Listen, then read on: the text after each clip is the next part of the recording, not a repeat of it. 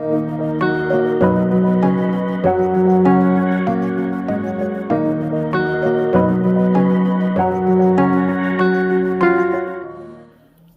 thlir tu jong te in zawain chi bai vekule hei janin hian LPS youth icon top 5 result puan ani dona kan rianga hei tunruma inti siang na hi aboro ga sang vio moya pakhada chon social media chak to wang te po ani anga Facebook ate WhatsApp ba ka YouTube ate kan hmuna sa MMA chuti ruala ro chuan YouTuber trend khatin react po ni lawin andu lai video an kata anta top topa sum tam tak sengin abo sei tu te hian an buat seya za po an phua chumi ani awang chuan mani ta emo kapa ta emo tia du lai kata lo upload kha afu lowa channel chiat pha po an tam reng ani sualtin reng bul hi sum ani ti ani a sum kan du lu ta wangin amoi le om po hreloin mi video LPS youth icon video kan lo upload sup maya chumi ngonga wanga channel thil channel boy an hena kal an khongai na dil de po an om trewa chuba ka hei kan reality show hi han enila du lai kata upload lo tura riat tirna aron chuak ko maya Christian Ramatan chon aza thla kani chu wangin in enle tila a thlir tu te lampang po sum siam na lo man ngau tum kha achi lawa tin YouTube danina a phal angin react ero arema chuta po chuan atluan top emo low life chon sak top emo kha chu achi chuang lo ani tuna chuan inti siak na lama kaldon taila atul dana zirin kan ron soizuyanga atul le kan cholanga comment lama kan ngai dan te po kan soi ho don ania top 5 result kan puang bok don ani top 5 result chung kan contestant te tuan takalo encol to mentor mesha tirna nei leila puthang boya EME records puthang boya kan fian su ma na moto band guitarist tluang an namte West End studio recording studio nei ho khang kan minglam mangkhan IG lama te pokan Instagram lama poilo follow ve theu donia ki ma changte home free music bandal ki ma chang bandal ki ma chang te kan de mangai ki ma it is home studio expert hi ran ni ti la chiang om ne ole tuna chuan he show kan nei chung zonga ka thil hupur mai result puan hona thleng le ta kan hupur tlanga kan hriat chak lo hriat ngai si tlang ngai I can pakhat chu anom thei boxia chawan chuan chung result shetur chuan kan contestant te kan ko chuak donia inti siang na tel te ta hian a ha thlak masabera chuan Peter lalun puya khongai lo chuak se Peter lalun puya anei hi Idol College veng ani Peter a hi lalbia ki mahnamte hi khen tlang serchi bulkin lal sang liana ani hi hu hanga ania ama hi volleyball player thakani boka bok tlang ani laldin hlua champhai kanan ram eng moya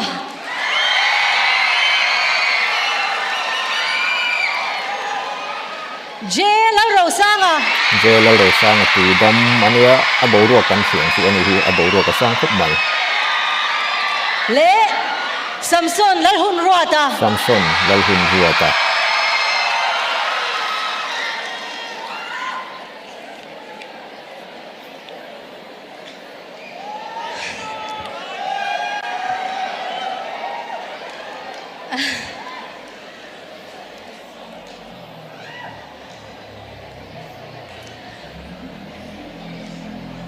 tuan din muna chuan tu po hi klase an uyom em fit to a chuai shom chu zanin a han pahni kan thla liam don ani top 5 contestant ni wangin contestant pahni kan thla dona chuta bottom 3 point muniam ber pathum kan ko chuak masa anga khong ain ulok dewin lo ngai thaila bottom 3 kan ko chua ka nga pathum chuta chuan atling pakhat ming kan lamanga chu contestant te dang bula akal lenga atla pahni anding chun som don tina ni chu kan shathia mo in ti siak na hnung bera pathum kan ko chua ka nu nga fual deuh mi pathum an ko chuak atling do na pakhat ming kan lamanga an pathum jinga tang chuan ming kan lam tak lo pahni chu kan kan bottom 2 le zanina kan tha turte ming ani to ang a hu fur am du nga tang he ti lai bel hi an thing lu nga phu du tu tang chu kan host po hi a chelo view na in da zanina jamani hi bottom 3 om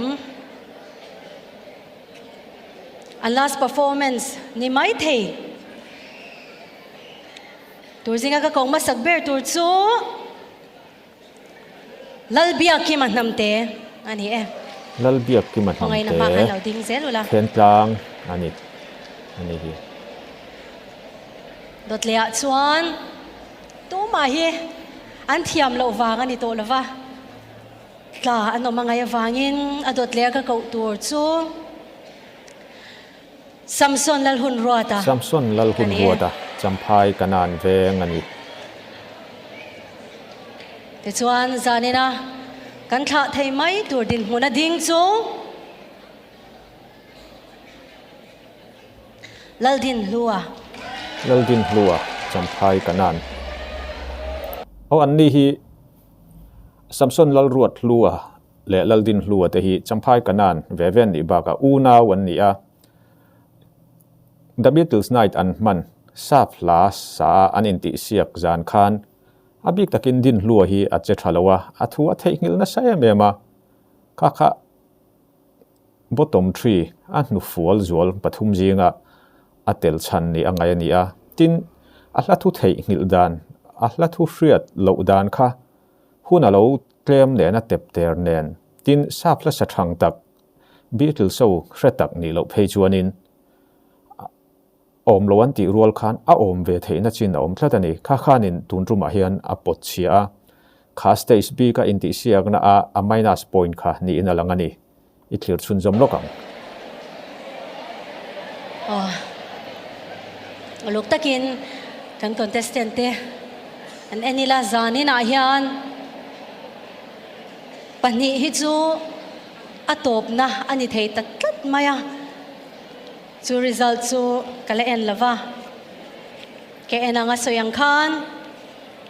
atling ming kapuanga nga tuna chuan contestant dang chuan contestant dang bulai ding le mai donia tuna bottom 3 zinga top 5 kan mu le tur chu nghe nhang có em hả hi anh ấy đủ mèo hiếu mày lal bia ki man namte ani okay anh baring dik ve lal bia ki man hamte then thang ani chumi ni ta ga chuan Samson lal hun ruwa te le lal din ruwa te u naw hi an tladon ti na ani mayang chu u naw tops anami alo kan lom anam ya lo kan lo ma ti kalom lu tuk top chu ni mai ka then chin hi sang to lu tuk tu na hian mo cái sự ngồi pha con niệm lớn mày không ai anh nghe tụi nạp han show me tiền mi lo in base anh phố suy khi azam ni na lang katlak ka ring to a chuanin ka u soyang khanin kan then chin hi sang to em kan lom tok to em ani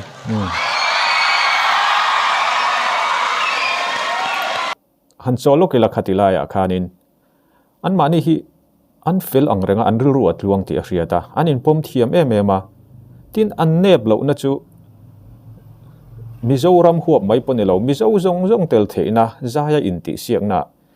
an u nawin heti hian top 6 an in hlang kai theya an pui khop hian ka ria tin a niam zinga an om hun po a in ruala an unau hi unau in ngei tak unau in thu rual tak an ni in alanga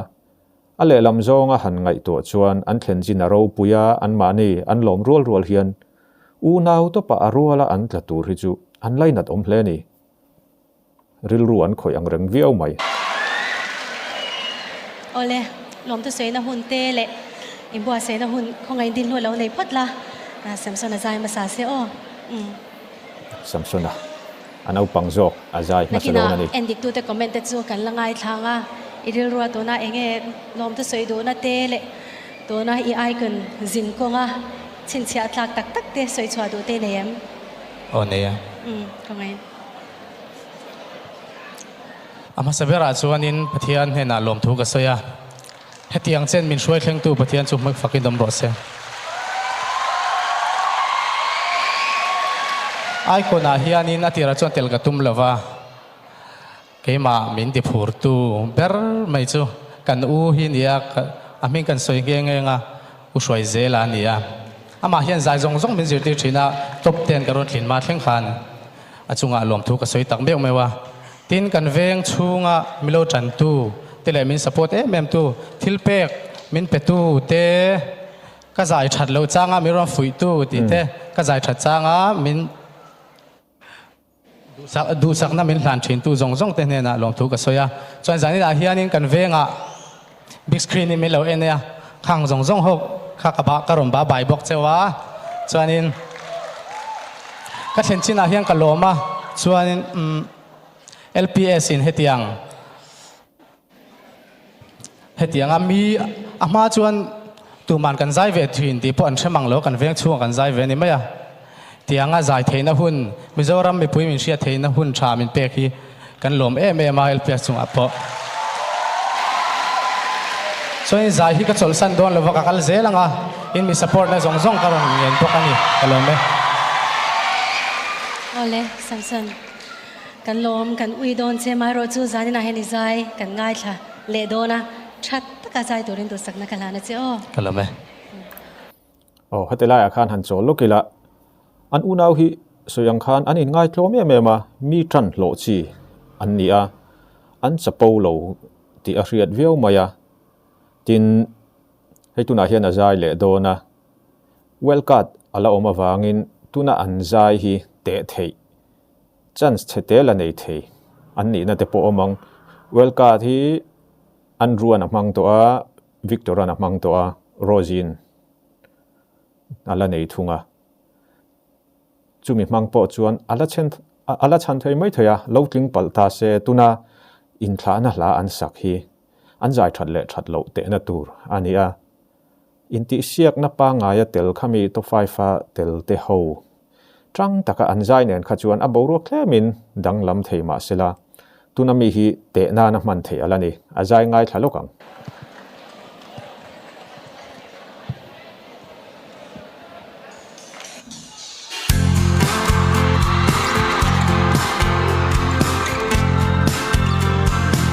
na sin ka koron langa acham phai rai mai ni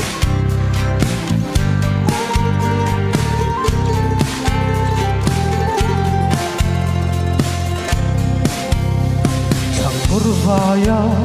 chuan chulvanga iliam likhane kan wang khoi angui roye kan dan khoram an lo chang zota shit hai arang ka vai zota il thei hian ka moi lo buanang pama kan lim lai ni acham rang chi hin lai ru ka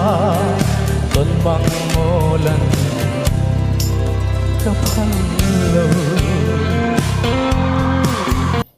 han cho le lokila he la hi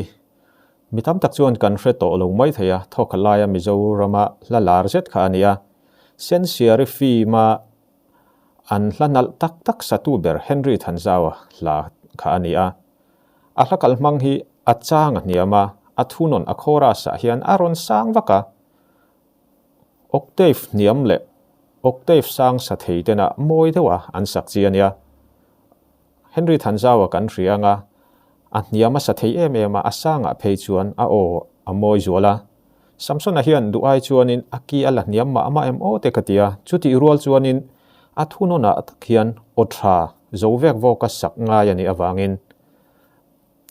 anla achang lam anlak san lutuk chuan akhora sa an han phak lo thei ve thomaya vocal range zawan ni lo chuan an ma anin an chiat pha theya inti siang na anisia concert le wantlang ma zai satli ani lawa a minus point thei ve thawa chuti rola ro chuan keima mi mal mu dana chuan alla niam ma ama aki hi niam ma ama achan chu achang niam awang hian olai kan ti ang chi oflet le sharpi a ol em mani chang ni na ngai thak chun jo la isak ruang mo sir ninom lo mit han at samreng mai apai ka thuk le ka sak ka chuan at hum ver mai ama style ka sa isak ruang moy ngil zong ahar ngei mai ring om te kalunga karing na se ngil thei hian kang moy lu buanang pamagan lim lai ni at zamring chi in lai ruka tuần mang molan to phan lo khatilaya soidu kan nei le chu nichina kan han soidu angkhan athunon tak hi a othat zia inti siak na phei chuanin poina mu tamna lai turanga ya ni a achang alak niam awang hian apum poi aki a niam awang hian point han score na tur kha atlem de win ka ria chuti ruala ro chuan ama hi a o aliana alung len thak zongin slar tam ji in vai la thuk rongkai leklekin aron sa lungleng mi te tan chuan alung len thak viau thungang ngai thak chun zom leila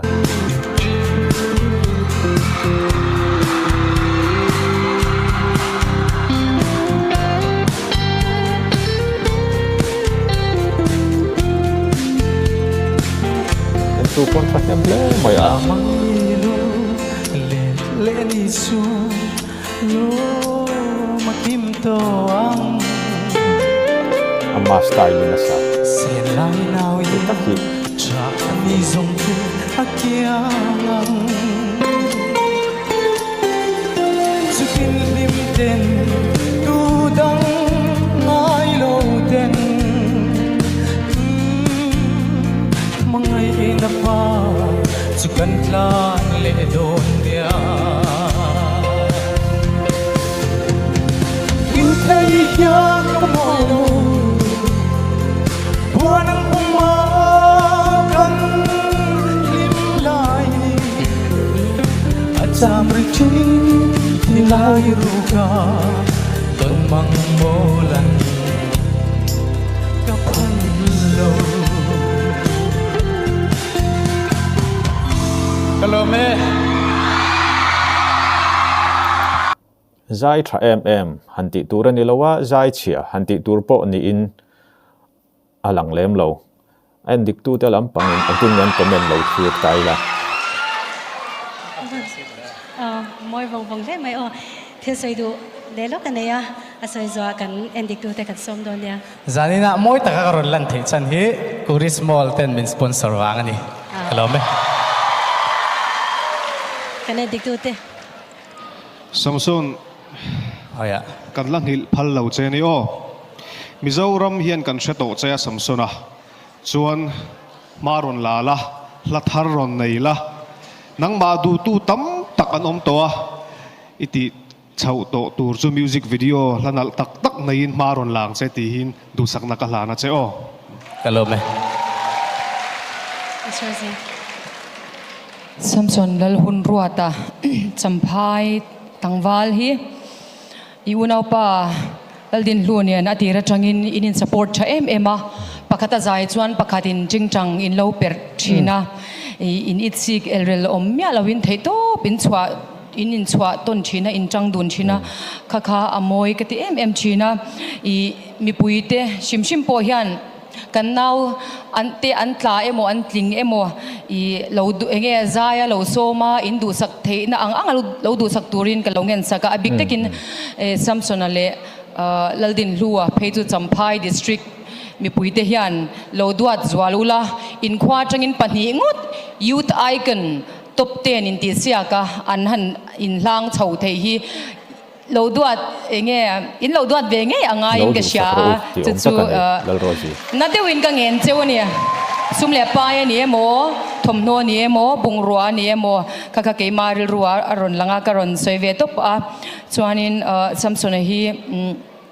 hun masalama ka soito angkhan Bible Samsona chakna thuru kha asam zwa sei khania amaro chu soi chuak lo tura ti ania tro Samsona po a chakna thuruk chu a o hi nia chuwang chon Samson hi atling emo atla emo engpo ni ro se azam ngai don lawa a chakna thuruk a pathian ani ba ka a o wang hian Samson hi chu ading chuak zel don ni ti hi ka ngai to na oma chuwang chuanin chu sun te se Hello me Victor Victor an ange soi Samsona top 5 thleng teu hle maya top 10 ni ron thleng shim hero pui ka tia nangma in he hun hi he hun ton hi I hun local le zel turatan I nangma ei zon na te I kai shwai tu ata na tangkai takai man thei na turatan le nangma ina tam taka mi te ta na thanem ngai taka I tholet le theina turatan he platform hi lo mang chhun zom zel turin le zailama hlotling berte zinga mi ni turatan tu sakna ka hlana che Hello me Hello soi bel du kan nei lok chu endik tu te thu soya khan Rosie le Andrew thu soi kha han tui ni thain ka ria hei inti siang na rang te hian ai kona ni mo idol ani mo district huwa po lo ni sela sarkar bo soi po ni sela la a in to del hi kan om lo maya zai thiam tak kan artist ate po hian awa han thiam kan ti ama ero chu la thar nei lo mi la sak nu hlir sa thin hi kan nit deuh fura ei han entai la mi zo zinga po zai thiam lu tuk lowa kan riat po special deuh mai ma ani a la a in to del tin an manin an phua chi alawani pon la phua thiam tena an phua midang an la sak tir lo ron sa ruwa tham lo la ron nei thin te hi an in vot chuak thina abik takin hetiang inti siak na kan han buat se hian la in to del hi an ron claim em thina a chan chu mi la sak lar to sa thiam taka an lo sak to sa an ron sak chuan kan lo hriat ma sak nen kan khai khina avatluk lo ti te a ol a tin han sa thavia win han zai thavia ma se ava ang ava han ang teu ti a comment hi a ol viawa chu a minus point ve thei ani hetiang inti siang na chuan chu wang tak chuan in nichina Andrew soi la tha ron neila music video ron siam la ati te kha ril ru oma tin hetiang reality show atanga ronin vor te hi chu tingota han hlotling zui tur an ni bik lawa tin pakhat na hi hlotling berpo an ni ngai chuang lawa top 20 atel hlotling jok fe te po zai inti sia kan bo seina tangin kan hri anga chu ti ruala ro chuanin aveng te an khuwa te na an vor lar thiam an ngai poimo thiama an du sak thiam a poimo ar lo pe ke mo bong tal sak ke mo vok nena ruai lo bo sei saklam ani ber lo an ma ni talen an chem kal na lam zai na rem chang lo neya an zai theina sarkar program te veng bil te pol program anga te kan som thiam khan an ma ni in man so nanga improvement an deyanga an thiam tul dona mi hla sareng loin ma ni hlan sakhun po om don ani chu mi konga chuan ani ve hi tiringot lowa ani hi I choi moyang u I choi sang tlang u ani moi chuan kan venga moyang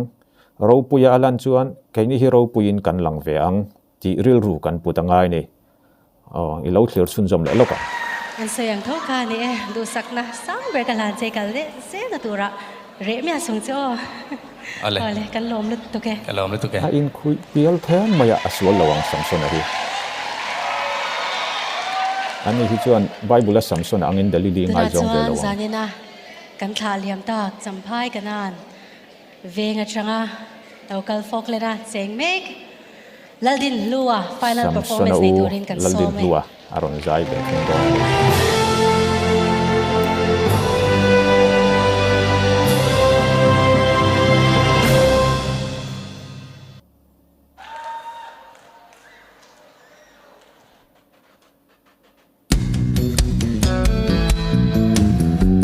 chu chang kang le mai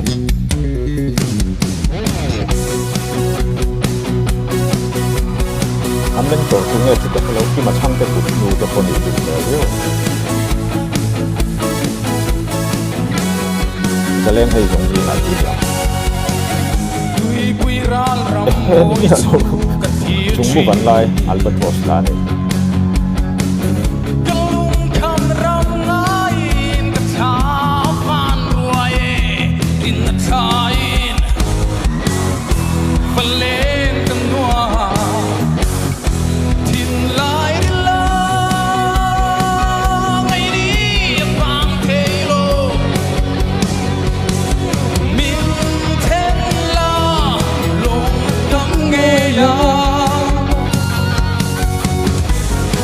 Pan sel ko Kuan ruan hun chu Ngai chung se la Nun hui nun tiang choni Lo lên la Bo chung van lai Bo pan pan sa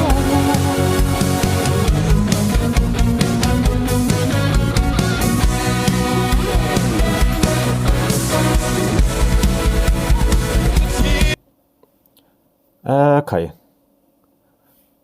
anga ina aumlo ani din hlua hi afu lo lakloa he vanduai na te po aron thlen laklo chuan a hlom hlomin aron thlenga hi han fu lo laklo lai petek laklo lai kan tum reng wange mo kan du reng wang po ni lo han petek lai hi oma antina chan chu a ma chi stage khanin saflama inti siaka Beatles la aron sa a an ngai an mani generation a chuan an ngai thak khat an hriat lo an voi khat hriat na te po ni thei ani wangin a thua han hrelowa thu thei ngil de kha om viau kan tia tuna albatros la chungmu van lai a original phei chu the mighty eagles tinia atira he hla hi mizo hla albatros in an phua ma hian english in an phua a thu pui hi chu a in angrenga chungmu van lai ti ania rintean osang ve vo zo ve vo tin music arrangement po pui taka anron siam kha ania chu wangin mi hlasa tin otraso na rem chang ani awangin asakma satu te ne na kan khai khin lo thei lo na lai hi om vea buk lung khata bu kan ngai chin omani amaro chu achang kan han ena asang lem lowa a han kal thuya kapan zel don khuan uruat mun chu ti lai vel an sang tran lai te kha octave ni minani chuan a sata e he ti kha olvio ni inti siam na lo ni boka wangin athuno na ron thlenga ahla thu thei ngit tlata english kha chu alo thei ngilani point azia mizo hlalar ama poina aron thlan hla thuwa thei ngili chu well cut pek don pon anga ina omlo kan tiang chi deu kha ani chang ni na tangin mason na anem I clear zui lokang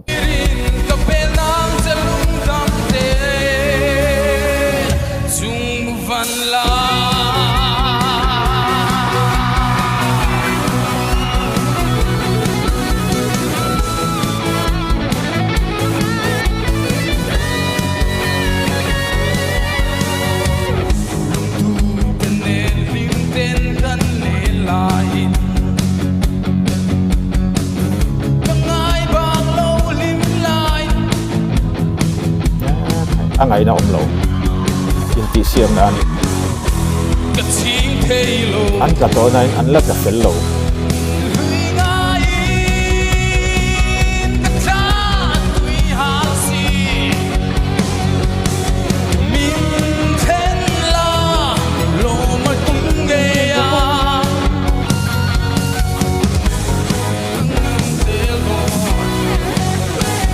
Khoan ruột hôn chú ok dia ni Ngài lai chung di sẽ sa asai là ka ko Nun hui nun tiếng cho đi Lâu lên là Ô chung văn lại Vô kinh khăn văn xa Chính biên xin dài rêu tên ngân dê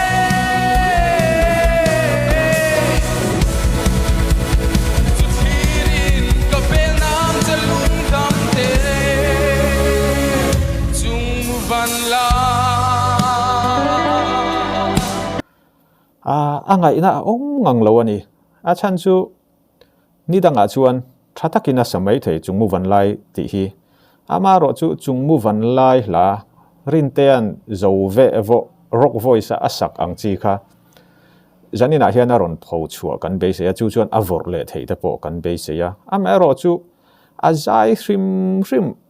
a thu a hriat chuna po a sa thalawa tin abita bowa akimilin chang nei na kha ala lo hrim boka angai na om lo ani tun trumatan hi chuan amai ro chu atrekero amoi phiana a mentorina asiam ani ngenga atrek siam tu hi afak om music thiam tak music man takani amai ro chu asatu hianin ati fu lo dewa tun truma hian zam nen ril ru nual nen ama che stage alo che cheto bok nen anni ang thalaya phei chuan za te po an zak telang chu wang chuan stage mi pui tam tak ma chuan an bing chuk ve thei thawang chumi wang tak chuan din hlua hi a che fu lo lak lo a thua thei ngila akia bo boka abit aman lo boka aron zai fu lo vel vekani titlong mayang amaro chu attract trim sima moe wang hian ngai thak chun jamang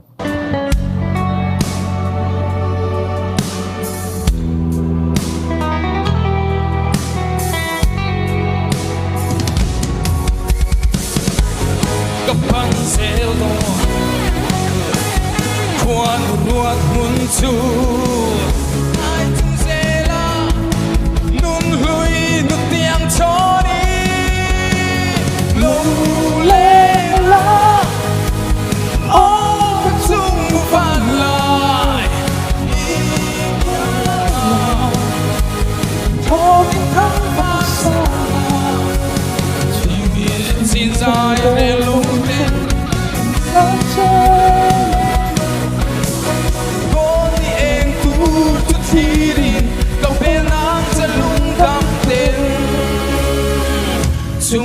văn la Kalome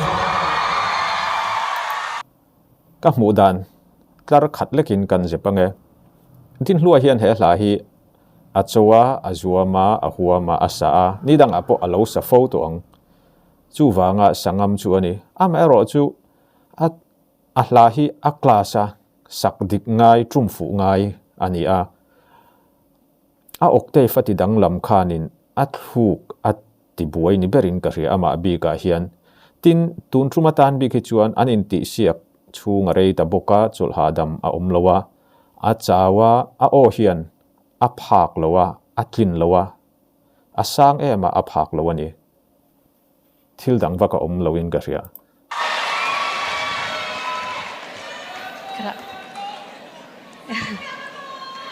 is dai chi thiam mange o din lo final comment không ai nào ngay thang Mizoram mipuin kan theto cheya nachina khan samsona kalau Sri Lanka deuh khan nangpo iti tur chu pakhat na ni zong hi an lar chuk mi lo nia chu wang chon youth icon a hian top 10 na thling shrim youth icon title mo nei chuang lo mo top 10 na tling lar tak tak soi turan than he mang tok chu wang chu khami ang ron ni tur khan tran ron lang che chu ka du sak ka la ka sak ber ka lang che ni chu Kalome. Po Victor. din lu til pakhat lo mom deuh ka hril du chea ka ngai dan ani chu pakhat na in ni emo ni lo emo albatros si zai le ta se an vocalist an lak du tak chak che khi ka ring deuh tak tak a Kalome. Ke chuan ka rin lo pakhat na in ni kher ai phei chuan helai tal buai reng lo hian pu ming pu ye te nen pu david te pu ms te ho te nen purin te kai soi ta thoi a hian in om dai to la ka ti ke chu Atsak om khop mai. albatros vocalist tar ka mutatin ka sia ka mu dan ani Miss Rosie, kong ngayon. Laldin lua zanini thu thei ngil te khachu zan ma sa hun ma salama ina ai ruwa ati englo wang nge ka shelawa enge ka chu ka thiam lo mai ro chu heng neu neu wang hianin kan dem lo che a kan shethiam che a mi pui khongai le mangai poi hlo em a ani na taka chuan tlang deng kan soinga ga mi tlang tak mai hi kanya top te na te khanin atir khanin i ming kha aritam lo ang reng viau ni mi pui chongka ti ti a khan amaro chu pathian ni kan chan lo khana chuak thina nia imwal pho emoi ti lai khan imwal pho reng lawa mi pui mangai le khongai i hlo em a i enge mi tam tak in laldin lu hi chiang zo ken aron bel chiang che a du pha tu le mangaya khongai tu inga zwal sawa kha te kha imol phawa ngai reng sula pathian ni ta na rem ruat vek nin ka sia a chuan i ba ka kan nam tong te ni lawa tro ho me tro i zai thal tuk chuan in i hun lo om zel tura laldin lua hi re len lo che i re len chuan apoi kan ti don tuk chuan in re len lo la fence tam tak mizoram huap te zoram pon thleng ni ne ya chuan laldin hui ron kir le se tro ton hi bulchan na chau ni o lo te la kan lo me Ole. Lom tu say, ilom tu say like kong ngayon. Samson aka stage ayan loading chau ve box sila. an unaw hi in toy ong zel thin khan ni a pakhata zain pakhatin kitara tum sak thin an ti kha Zanin chu anuam hle mai a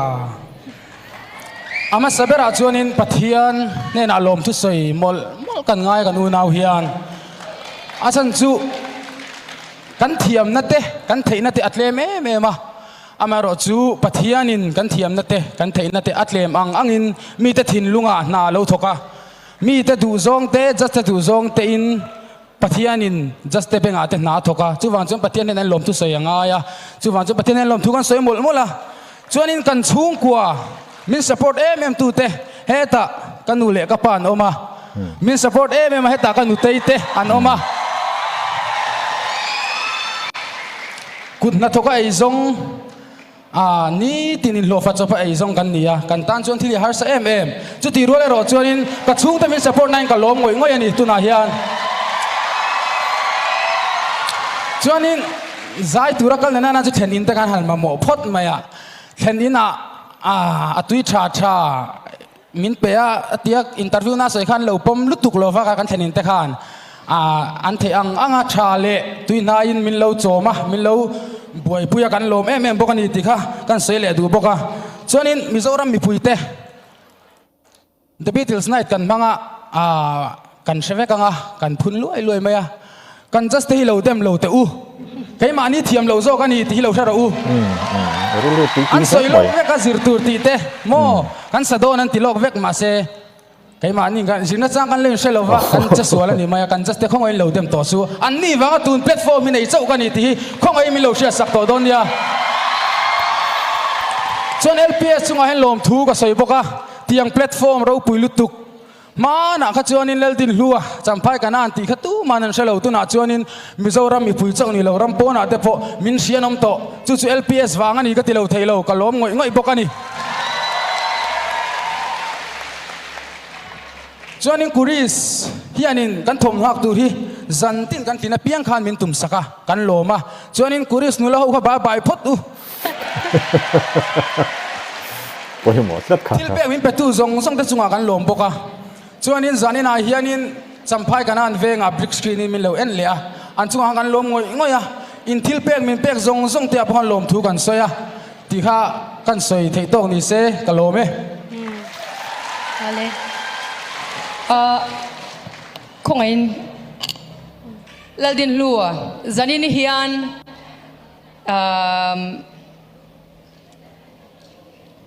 em tắc tiếng mà lal Rosie lệ hi salo sen xuống riu lệ hiyan di tiang. Tungay ka chan so kang, well card at mang don chiang mai ka shit halo, chak lam hi, una wan ni a upa zo nge anau pang zo apoi mo bero lo azai tha zo nge azai tha zo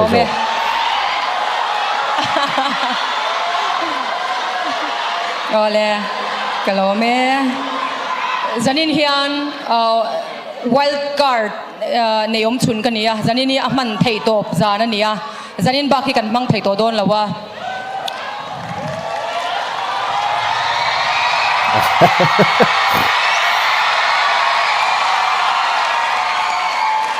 Hey hiyan, emi hi kor tir zok chu an inti siak na an chun zum le don ani pathian he na ka chong chaya khongai ngai thalok ru le kar ru ka siam fel to a om zia om to lo ngai thalok ru le in lo chan na kan lo ma pathian he na kain lana I chan na min peturin zanin hian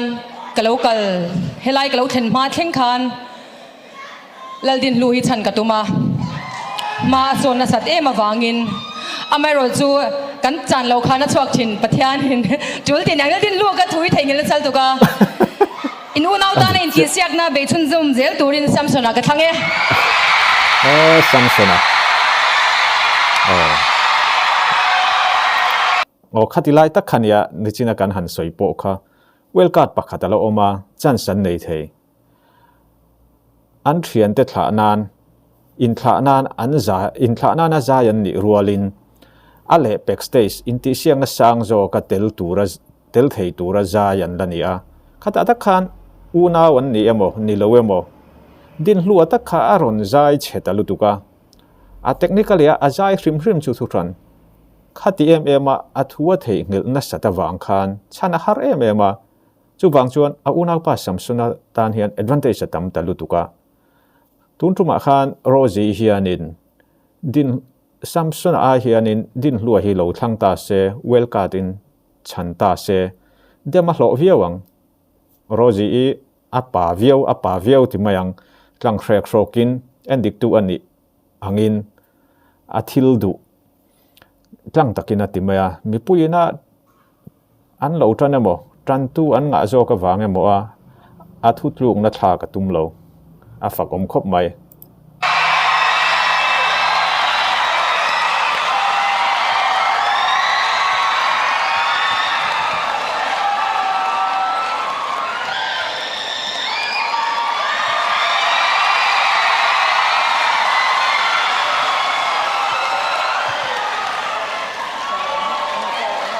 ma limit dia tetap tuk sakat sa akong plan mai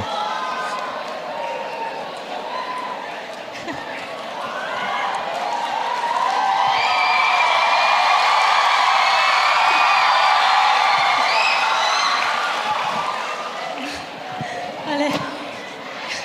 Kakasagan pa sa ito lo dro. alom om via winarin om be se to lo kani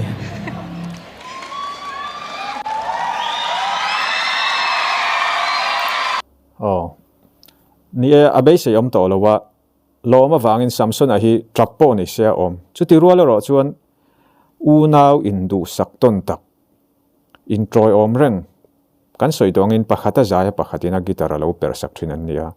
pakhat zok thla angai kha a re om viawang u nau van nei tak an ni rualin a u nau lai nat om tak an ni na lai om ve tlatani tikhan welkat kan man dan hi anol puitan riat thiam har deuh hleka atira victoran avoi khanna na hanan aman po khan riat thiam hara adika achan chu in thana na za yan ni a inti siak na zai angan ni to chia lo na bo ruak kha omani chu ti rual ro chuan khami an zai hung ber na kha inti siak na tun trum stage inti siak na top 5 inti siak na atan man ngal ani dona wang khan mi pui tam tak chuan kan pom lowa kan boya ama ro chu abot soi tu te hetiang a hi chuan an thu bera an ma ni na dan le dun an jam te aya lal a lowa kan ngai dan kan soi thei rualin a thu nei tu jok abot soi tu te na ruwa man na an siam dan an lo jam sa kha kan ril rem zong ani chi alo poin kan pom thiam mai angaya a ha dam bokani samsona alom hle in karinga chuti rual ro chuan aril ru hre om telang alom na le aril ru hre om na hi a in chen thuak mai theiani Miss Rosine a wildcard nei chun le don kan competition ata na wildcard nung ber samson a channa na mangani kalom lut tuk tikhan samson a hi top 5 a atling tina nia top 5 zanina azai kha inti siak na a alut nga na khami Hospo chiam to ya. iti that de ti that lo dan de midang zai te kin khan top 4 rating e ting lo judge ten unreal fel don ti ti khai lo chin cha don ya o kan no me kalom lut tuk